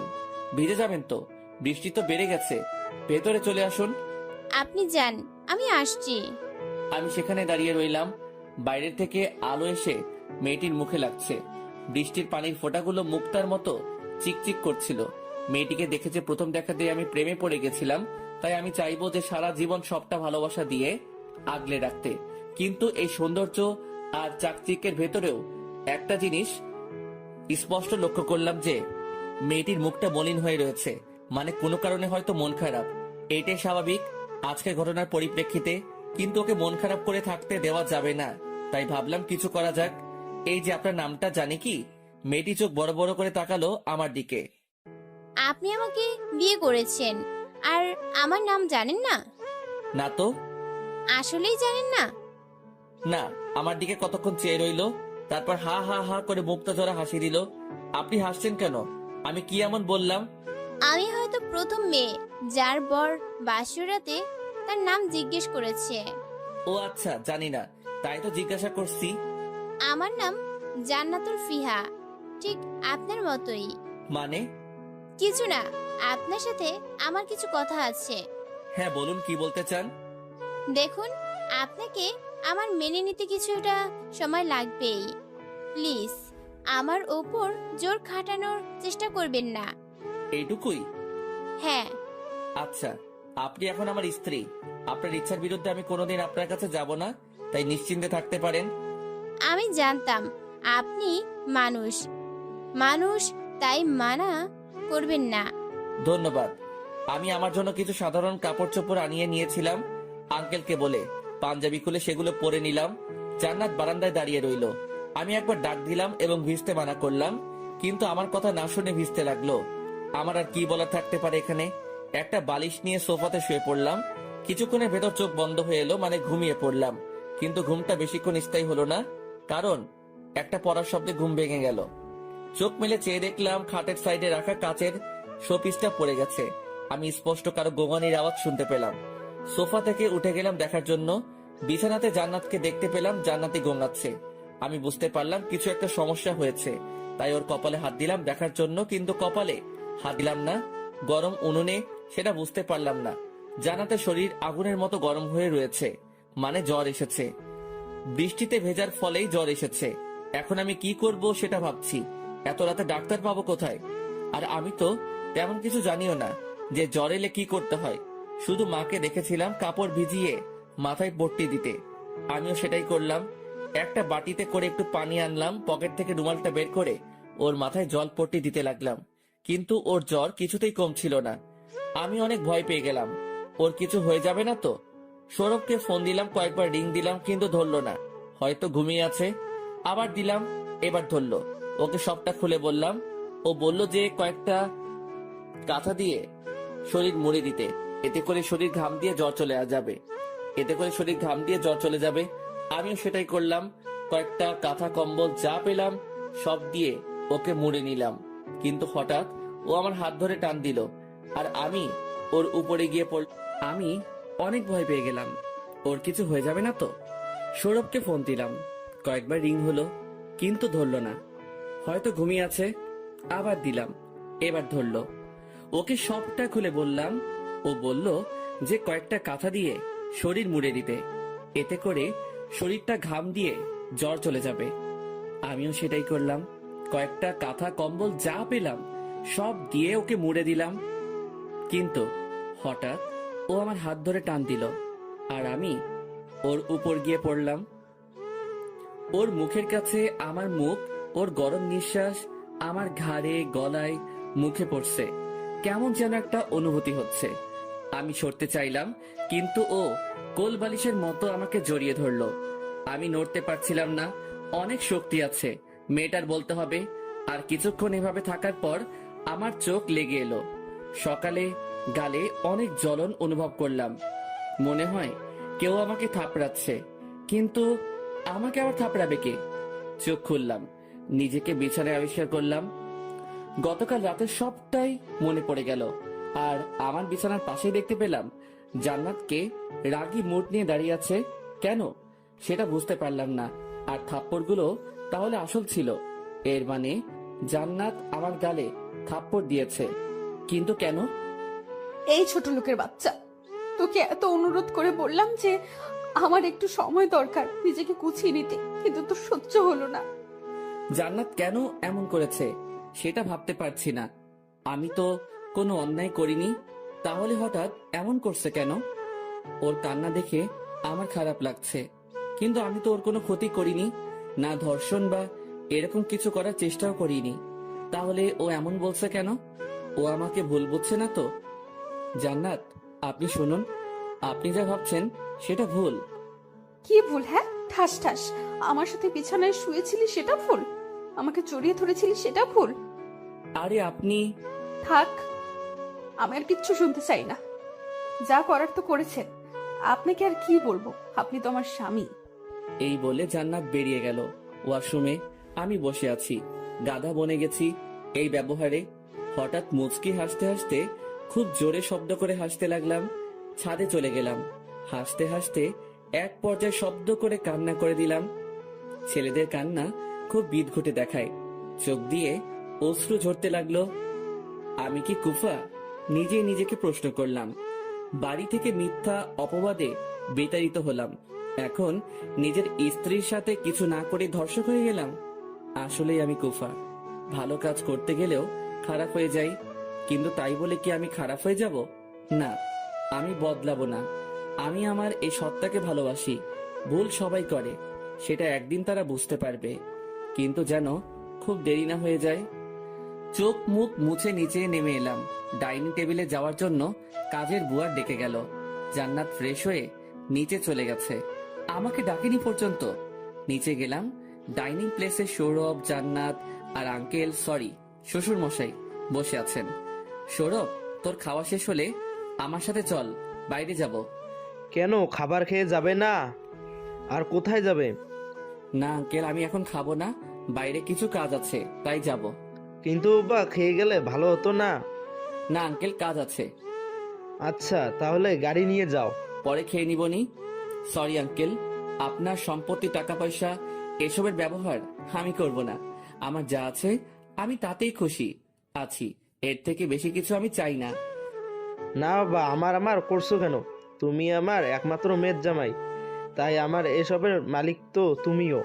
হ্যাঁ সেটা হতে পারে, কিন্তু সেটা আমার বউয়ের জন্যই থাক, ওর মানেই আমার। তাই ও যদি সবকিছু ব্যবহার করে তাতে আমার ব্যবহার করা হবে, খরচ করা হবে, কিন্তু আমি খুব শীঘ্রই আমার নিজের বাড়িতে ওকে নিয়ে যাব। ওর যা লাগবে আমি দেব। হ্যাঁ, হাসালে তুমি। জানো আমার মাসিক খরচ কত?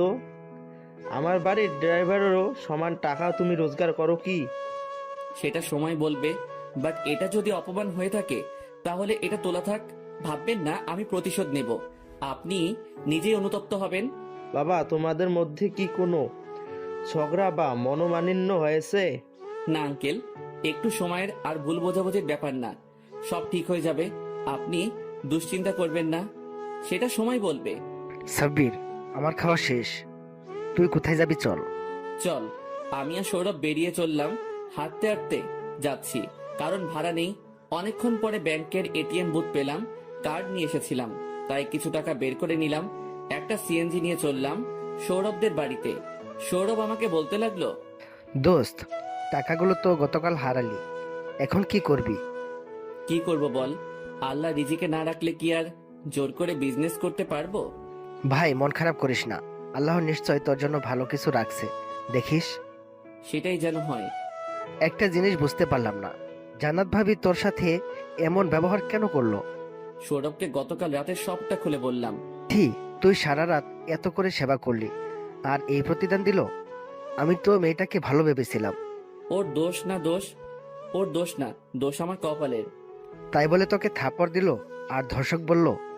ও কি জানতো না যে ওর জ্বর এসেছিল আর তুই সারা রাত ওর সেবা করেছিস? বাদ দে না ভাই। আরে না, আমি ভাবিকে বলে দিব সবটা। আমি চাই না কেউ আবার তোকে খারাপ ভাবুক, অন্তত এবার না। এরই মধ্যে সিএনজি সৌরভদের বাড়িতে চলে এসেছে। আমি আর সৌরভ নেমে বাড়িতে ঢুকলাম, কিন্তু ওকে এসব আঙ্কেল আন্টিকে বলতে নিষেধ করলাম। বাড়িতে পৌঁছে আমি আন্টিকে সারপ্রাইজ দিলাম। তোর সাথে কথা নাই। এ মা, আমি কি করলাম? তুই বিয়ে করলি আর আমাদের জানালি না বিয়ের আগে? আমার বিয়ে হবে আমি জানতাম না, তুমি জানবে কিভাবে? মানে? আন্টিকে সবটা খুলে বললাম। কাল রাতের আর সকালের ঘটনা বাদে আন্টি সবটা শুনে অবাক হলেও খুশি হয়েছেন, আর মা আর বাকিদের কথা শুনে রীতিমতো খুশি হয়েছেন যে অনেক ধরা পড়ে গেছে। তাহলে এখন সবাই তোকে আর চরিত্রহীন ভাববে না?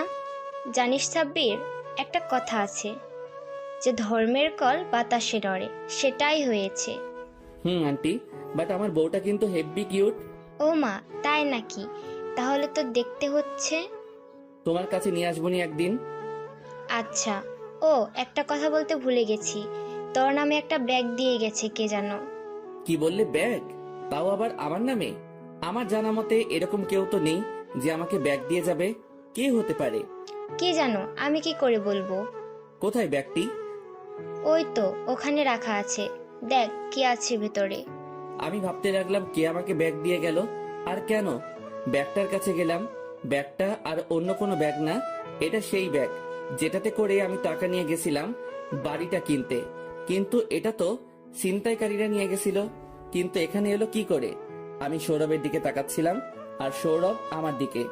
ব্যাগটা দেখে আমার পাশাপাশি সৌরভ ও অবাক হয়েছে বললে ভুল হবে, অবাকের চরম পর্যায়ে আছে। আমি ব্যাগটা খুললাম, ভেতরে সব টাকা ছিল, যেমনটা ছিল তেমনই, আর একটা চিরকুট ছিল। সেটা হাতে নিলাম, দেখলাম কিছু লেখা আছে। চিরকুটে লেখা, প্রথমে দুঃখিত আপনার ব্যাগ ছিনতাই করার জন্য। হ্যাঁ, আপনি এখন হয়তো ভাবছেন যে আমি কে আর টাকাগুলো আপনার কাছে ফেরত গেল কিভাবে, তাই তো? হ্যাঁ, আমি আপনার ব্যাগ ছিনতাইকারীদের মধ্যে একজন। আমি আমার দলবল সহ ওই রাস্তা সহ গোটা শহরে ছিনতাই করি। ওই দিন আপনার টাকাও আমার দলের লোকেরা ছিনতাই করে নিয়ে আমার বাড়িতে চলে আসে। ওইখানে টাকা ভাগাভাগি হচ্ছিল, তখনই আমার মেয়ে চলে আসে সেখানে। একটা মাত্র মেয়ে, অনেক সাধনার ফল, অনেক ভালোবাসি ওকে। ওরা আপনার মানিব্যাগে নিয়ে এসেছিল, সেটাতে আপনার ছবি ছিল। সেটা নিয়ে আমার মেয়ে আমার কাছে এলো, এসে জিজ্ঞেস করলো যে আব্বু, ছবিটা তুমি কোথায় পেলে? আমি কি বলবো যে আমি চুরি করে এনেছি? আমি জিজ্ঞেস করলাম, কেন আম্মু? বলল, আব্বু মনে আছে আমাকে একটা গাড়ি ধাক্কা দিয়েছিল, তখন এই আঙ্কেলটা আমাকে ডাক্তার আঙ্কেলের কাছে নিয়ে গেছিল। ওর ওই কথা শুনে আমার দলের সবার টাকা গোনা বন্ধ হয়ে যায়। আমি দলের লিডার, কিন্তু আমার মেয়েকে ওরা আমার থেকেও বেশি ভালোবাসে। আচ্ছা মামুনি, তুমি যাও, আমি এই আঙ্কেলকে গিফট দিয়ে দেব, কেমন? আমার দলের সবাই সিদ্ধান্ত নিল যে আপনাকে টাকাটা ফিরিয়ে দেবে, কারণ যে আমার মেয়ের জীবন বাঁচিয়েছে তার জীবন আমরা কিভাবে নষ্ট করি। অনেক খোঁজে জানতে পারলাম আপনি এই বাসায় থাকেন, তাই এখানে ব্যাগটা দিয়ে গেলাম। আপনাকে হয়তো অনেক কষ্ট দিয়ে ফেলেছি, অজান্তে মাফ করে দিবেন। আর আমার মেয়েকে সেদিন বাঁচানোর জন্য আমি আজীবন আপনার কাছে চিরকৃতজ্ঞ থাকবো। যে কোনো প্রয়োজনে আমাকে ডাকতে পারেন। ইতি কৃতজ্ঞ চোর। আমি চিরকুটটা পড়ে সৌরভকে দিলাম, ও পড়লো পুরোটা। আমি একটা প্রফুল্ল হাসি দিলাম, একটা মেয়েকে বাঁচিয়েছিলাম একদিন, আজ তার পুরস্কার পেলাম। আসলে একটা কথা আছে, আপনি যদি কারো ভালো করেন তাহলে তার প্রতিদান কোনোদিন কোনোভাবে নিশ্চিত পাবেন। আজও তাহলে পৃথিবীতে মানুষ উপকারকারীর কৃতজ্ঞতা স্বীকার করে। সেটাই তো দেখছি। একটা কথা মনে রাখিস, তুই কারো ক্ষতি না করলে আল্লাহ তোর কোনো ক্ষতি হতে দিবে না। দেখছি তো তোর থেকে সরাসরি। কি রে, কি আছে ব্যাগে? কিরে, কি আছে ব্যাগে? আন্টিকে সবটা খুলে বললাম। আন্টি শুনে খুব খুশি হলো। সাব্বির, তাহলে আমাদের টেক্সটাইল মিল দেওয়া হবে আবার। বল। অবশ্যই। আন্টি এই খুশিতে জমজমাট খাওয়া দাওয়া হয়ে যাক। হ্যাঁ অবশ্যই। কি খাবি বল? তেহারি পাক করো প্লিজ। আচ্ছা বস। মা, একটু তাড়াতাড়ি করো, আমরা বেরোবো। আচ্ছা বস। আন্টি অনেকক্ষণ যাবত রান্না করতে গেছেন। সৌরভ আর আমি টিভিতে টম এন্ড জেরি দেখছি। আসলে বড় হলেও আমাদের বাচ্চা স্বভাব এখনো যায়নি। সময় পেলে আমরা কার্টুন দেখি। এইটা নিয়ে আম্মু আন্টি আমাদের অনেক খেপাতো। আম্মুর কথা মনে পড়তেই মনটা খারাপ হয়ে গেল। সেই সাথে নিজেকে শক্ত করে নিলাম, কারণ যে আমাকে নিজের গর্ভের কলঙ্ক মনে করে তার কথা ভেবে দুঃখ করে কি লাভ। তবু মা তো মাই, যতই কষ্ট দিক তাকে কি আর ভুলে থাকা যায়? এর মধ্যে আন্টি ডাক দিল যে রান্না হয়ে গেছে, খেতে আয়। টেবিলে গেলাম, আন্টি বেড়ে দিচ্ছে আর খাচ্ছি। আজ অনেকদিন পর মন ভরে খেলাম। আমিও। তুই তো সকাল থেকে না খেয়ে আসিস। মানে? আরে কিছু না আন্টি, ও দেখে নাই, আমি ওর আগেই খাইছি। আসলেই? আম্মু, ও খাইছে, আমি হয়তো দেখি নাই। ও আচ্ছা। খাবার খেয়ে একটু জিরিয়ে নিলাম, তারপর বেরিয়ে পড়লাম শ্বশুর বাড়ির উদ্দেশ্যে। শালার জীবনটাই কুফা, বিনা দোষে বাড়ি থেকে বিতাড়িত হলাম। এখন আবার বিয়ে করলাম, বউয়ের সাথে কিছু করলামই না, হয়ে গেলাম ধর্ষক। শ্বশুর বাড়ি এসে গেছি, আর একটু সামনে একটা ট্রাক রাখা, তাই গাড়ি আর সামনে যাবে না। গাড়ি থেকে নেমে পড়লাম। আমি আর সৌরভ হাঁটছি। গেটের কাছে পৌঁছাতেই হঠাৎ পিছন থেকে একটা মেয়েলি চিৎকার শুনলাম। তাকালাম, কাউকে দেখতে পেলাম না। আবার শুনলাম, এবার তাকাতে না তাকাতেই দেখতে পেলাম একটা মেয়ে দৌড়াইছে। আমাদের দিকে দৌড়াচ্ছে বললে ভুল হবে, কুকুরের হাত থেকে নিজেকে বাঁচানোর জন্য ছুটছে। হঠাৎ সামনে এসে পুশটা খেলো। আমি চোখ বন্ধ করে নিলাম। চোখ বন্ধ অবস্থায় আমি অনুভব করলাম যে আমি তো দাঁড়িয়ে আছি, পড়ে যাইনি। চোখ খুলে যা দেখলাম, বিশ্বাস করেন ভাই, মুই কয়েক হাজার ভোল্টের শক খেলাম। মেয়েটি সৌরভের উপরে শুয়ে আছে। মেয়েটার ঠোঁট আর সৌরভের ঠোঁট গেঁথে গেছে একে অপরের সাথে। না, আমি সিদ্ধান্ত নিলাম এখানে কাবাবে হাড্ডি হয়ে লাভ নেই। মুই অন্যদিকে ঘুরে বাঁশি বাজাতে লাগলাম ঠোঁট দিয়ে। ওই শালা ওঠ। আরে তুই তো ঠিকই আছিস। আরে এই আটার বস্তা আমার উপর থেকে সরা, দম আটকে আসছে। এই মিয়া, আমি আটার বস্তা হলে আপনি শুকনা হাড্ডি। সরি আফু, মাফ করে দেন। এই কাকে আপু বলছেন? আমাকে কিস করলেন, এখন আবার আপু বলা হচ্ছে? শরম করে না আপনার? আমার শরম করবে কেন? আমি কিস করিনি, আপনি জোরপূর্বক করাইছেন। ওই থাম তুই, আর আপনিও থামুন। এই যে ভাইয়া, আপনি তো সবটা দেখেছেন, আপনি কিছু বলেন। আমি কি বলবো? এখানে যা হয়েছে সেটা বলেন। যা হওয়ার হয়েছে, সব আল্লাহর ইচ্ছা, কিন্তু ব্যাপারটা রোমান্টিক ছিল। তুই এখানে রোমান্টিকতা খুঁজে পাস? এভাবে দিন দুপুরে একটা ছেলের ইজ্জত লুটে নিল একটা মেয়ে, আর তুই দাঁড়িয়ে দাঁড়িয়ে দেখলি? মেয়েটা আর আমি সৌরভের ন্যাকা কান্না দেখে হাসতে হাসতে মাটিতে গড়াগড়ি খাচ্ছিলাম। আমি কোনো মতে উঠে দাঁড়ালাম, পেট ব্যথা হয়ে গেছে হাসতে হাসতে। মেয়েটি এখনো নিচেই গড়াগড়ি খাচ্ছে। ভাইয়া হাতটা দেন, একটু উঠে দাঁড়াই। সাব্বির, তুইও ওর সাথে যোগ দিলি? দাঁড়া, আমি এখনই 999-এ কল দিচ্ছি। আমি ভাবলাম মজা করছে, কিন্তু আসলেই কল দিল। আমাকে এখানে একটা মেয়ে ইজ্জত লুটের চেষ্টা করছে। ফোন কেটে গেল। টুট টুট টুট। সৌরভ 999 নাম্বারের গোষ্ঠী উদ্ধার করছে গালি দিয়ে। আচ্ছা দেখুন, যেহেতু ধাক্কাটা আপনি খেয়েছেন ওর সাথে, সেহেতু দোষটা কিন্তু আপনার। ধাক্কা তো আমি খেয়েছি। আচ্ছা, আই এম সরি। জান, মাফ করলাম। আমি আর সৌরভ গেট দিয়ে ঢুকলাম, পিছনে মেয়েটাও। আরে আপনি আবার পেছনে পেছনে আসছেন কেন? বললাম তো মাফ করে দিয়েছি। আরে আমি আমার বোনের বাসায় যাচ্ছি, আপনাদের পিছু নিচ্ছি না। আনে, এইটা আমার চাচার বাড়ি। ও আচ্ছা। কিন্তু আপনারা কারা, এখানে কি করছেন? ভেতরে গেলেই জানতে পারবেন। এই বলে আমি আর সৌরভ ভেতরে যাচ্ছি, পিছনে মেয়েটি। ভেতরে ঢুকতেই কাজের বুয়া আসলো। না, ব্যস্ত হবেন না। জামাই সাহেব মানে? হঠাৎ করে উপর থেকে আঙ্কেল বলে উঠলেন, এই তো মাত্র এলাম, কিন্তু ওনারা কারা? ও তোর দুলা ভাই। আমার দিকে ইশারা করে। জান্নাত আপুর হাজবেন্ড? হ্যাঁ। ও দুলা ভাই, সরি, আসলে আমি বিয়েতে ছিলাম না তো, তাই আপনাকে চিনতে পারিনি। কোন ব্যাপার? না এখন তো চিনেছেন। হ্যাঁ। জামাই বাবাজি। তুমি সকালে না খেয়ে চলে গেলে দুপুর পার হয়ে বিকেল হয়ে গেল। কিছু খাওয়া হয়েছে কি? জি আঙ্কেল, খেয়েছি আমি। জান্নাত খেয়েছে? না, খাইনি। কেন খাইনি সেটা জিজ্ঞেস করলাম, কিন্তু কিছুই বললো না। আচ্ছা বুঝলাম, বুয়া খাবার বেড়ে দেন জান্নাতের জন্য। চাচু আপু কই? উপরে আছে। ও আচ্ছা, আমি দেখে আসি। সাব্বির, আমি বাসায় চলে যাব। কেন? এমনি, রাতে আবার চলে আসবো নি। আচ্ছা যা, চলে আসিস। হাফসা উপরে গেল, সৌরভও গেল ওর পিছু। সৌরভ গেল, ওর কিছু জিনিসপত্র আছে আনতে। একটু পরে সৌরভ চলে গেল। আমি আঙ্কেলের সাথে কথা বলছিলাম ওনার সেই ফ্যাক্টরি ব্যাপারে। আমি কিনতে চাইছিলাম, কিন্তু উনি বললেন যে এটা হয় না, কারণ আঙ্কেলের কোনো ছেলে নেই, একটা মেয়ে আর তার জামাই আমি কিভাবে এটা ক্রয় করি? এটা তো আমি এমনিতেই ব্যবহার করতে পারি, কিন্তু আমি ফ্রিতে কিছুই ব্যবহার করতে চাই না। আঙ্কেল অনেক করে বললেন, এখন ওনার কথাকে অগ্রাহ্য করলে বেয়াদবি হয়, তাই আমি রাজি হয়ে গেলাম। কিন্তু প্রত্যেক মাসে একটা ভাড়া আমি জান্নাতকে দিয়ে দিব। খালার বেড়ে দেওয়া খাবার নিয়ে উপরে গেলাম। রুমে প্রবেশ করতেই দেখলাম যে জান্নাত খাটের কোণায় বসে আছে। আমি কাছে গেলাম, খাবারটা টেবিলে রাখলাম। গায়ে হাত দেওয়ার সাহস পাচ্ছি না। কাল রাতে যা করেছি আর সকালে যা ভুগেছি, সেটার পরে তো ভুলেও না। আমি আস্তে করে জান্নাতকে ডাক দিলাম। মাথা তুলে তাকালো। আমি ওর উদ্দেশ্যে খাবার প্লেটটি এগিয়ে দিলাম। দেখুন, আপনি আমার উপরে রাগ করে থেকে খাবার না খেয়ে নিজেকে প্লাস আমাকে কষ্ট দিবেন না দয়া করে। আমি যদি কোনো ভুল করেও থাকি, তার জন্য আমাকে মাফ করে দিবেন।